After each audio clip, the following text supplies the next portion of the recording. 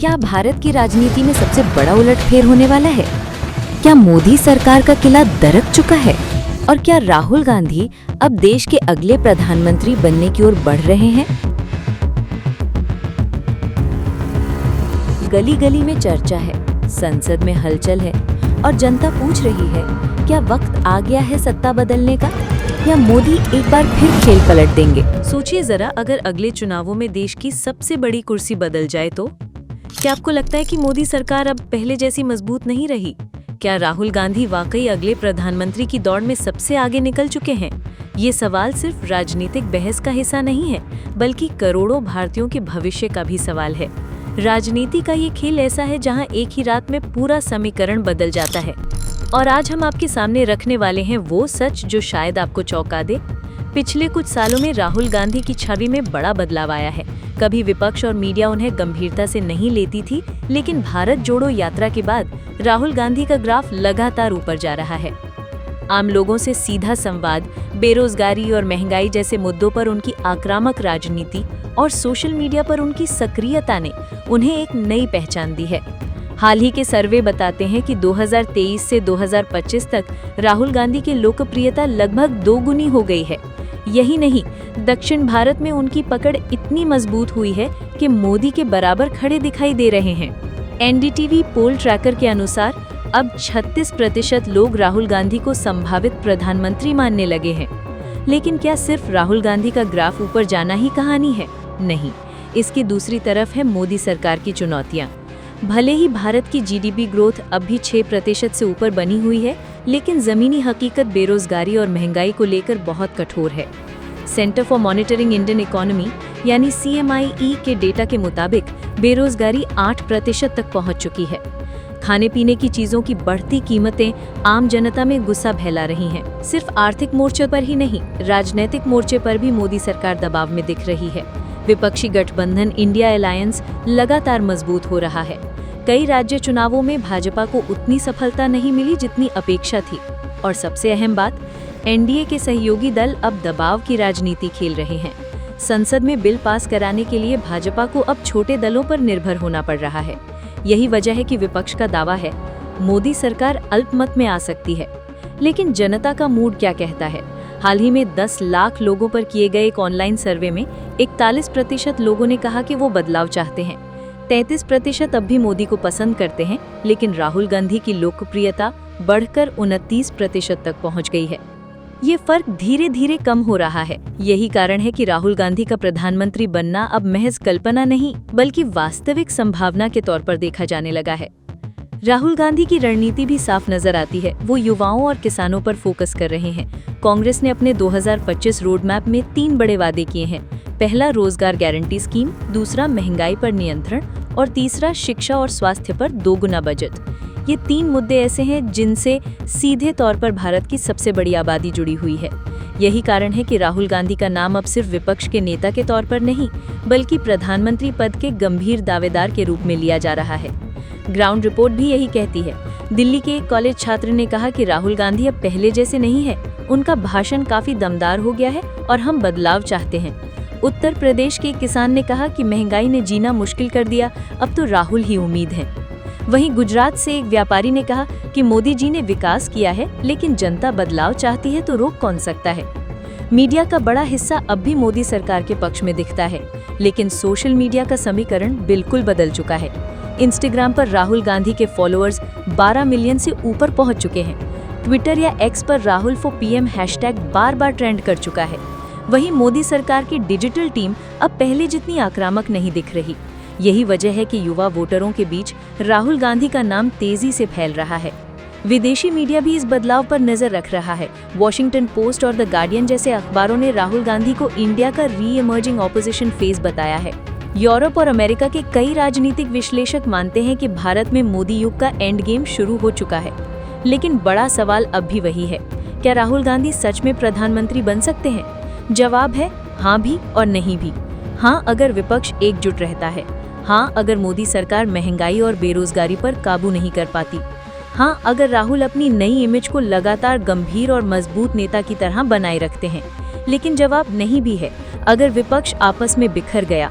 नहीं अगर मोदी आखिरी वक्त पर कोई मास्टर स्ट्रोक चला दें, जैसा 2019 में किया था। यानी तस्वीर अब साफ है, मोदी सरकार आज भी मजबूत है, लेकिन दरारें नजर आने लगी हैं। राहुल गांधी अब वो नाम बन चुके हैं जिसे नजरअंदाज करना मुश्किल है। आने वाले चुनाव तय करेंगे कि क्या राहुल गांधी वाकई देश के अगले प्रधानमंत्री होंगे या मोदी एक बार फिर बाजी पलट देंगे। भारत की राजनीति में एक रात काफी होती है पूरा खेल बदलने के लिए। लेकिन कहानी यहीं खत्म नहीं होती।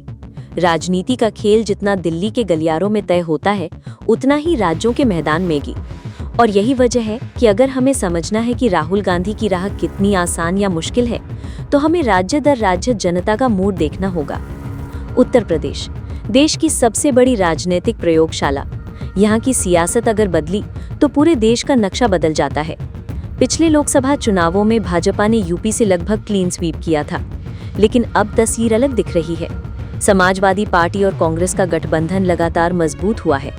राहुल गांधी की भारत जोड़ो यात्रा के दौरान यूपी के कई जिलों में भीड़ उमड़ी। युवाओं और किसानों के बीच ये संदेश गया कि विपक्ष अब बिखरा नहीं है, और यही बात भाजपा को परेशान कर रही है। बिहार में नीतीश कुमार एक बार फिर विपक्षी खेमे के साथ खड़े हैं, और ये बात भाजपा के लिए बड़ी चुनौती है, क्योंकि बिहार की राजनीति जातीय समीकरणों पर टिकी है। अगर कांग्रेस, राजद और जदयू साथ रहते हैं तो भाजपा का खेल बिगड़ सकता है। याद कीजिए 2015 का चुनाव, जब महागठबंधन ने भाजपा को करारी शिकस्त दी थी। वही इतिहास दोहराया जा सकता है। महाराष्ट्र की बात करें तो यहाँ शरद पवार और उद्धव ठाकरे अब राहुल गांधी के साथ खड़े हैं। भाजपा ने यहाँ ईडी और सीबीआई के जरिए अपनी पकड़ बनाने की कोशिश की, लेकिन जनता के बीच सहानुभूति विपक्ष के नेताओं के साथ जाती दिख रही है।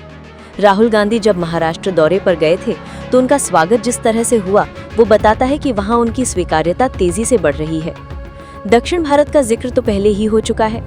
केरल, तमिलनाडु और तेलंगाना में कांग्रेस की पकड़ मजबूत हो रही है।